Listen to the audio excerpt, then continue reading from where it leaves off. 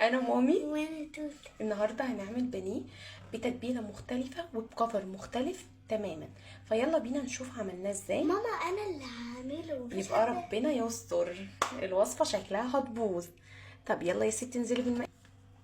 ملح، كاري. قربي بس للناس. ملح، كاري، توم، بصل بودر، فلفل اسود، حبهان. حبهان مطحون. تمام، انزلي بالمقادير بتاعتك. هننزل ببيضة. واو يا تاليا اصبري. هحط شطة. ليه بس؟ انا مش بحبها. انا بحبها. انت هتعملي ايه دلوقتي يا توت؟ هقلب بالمضرب. تمام، شكلها هتنجح ولا ايه؟ هنزل ب 300 جنيه جرام. جرام.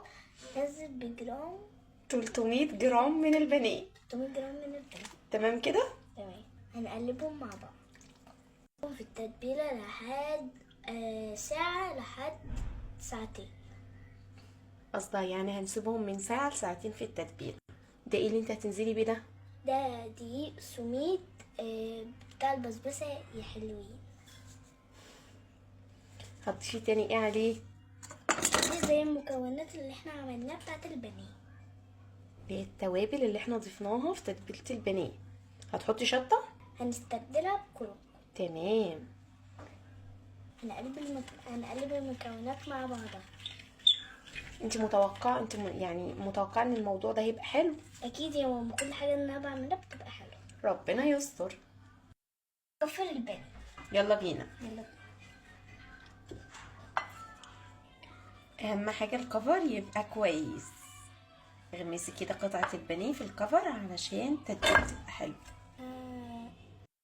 الخطة بتاعتنا نجحت والله، تحفة. عايزة لسه اوريكم كده الجمال ده. جميل جميل. شوفوا انا اللي متبله بايدي يا جماعه. لما انا بتبل حاجه بايدي بتبقى طعمها قمر جميل. قمر. شيف صغير جميل.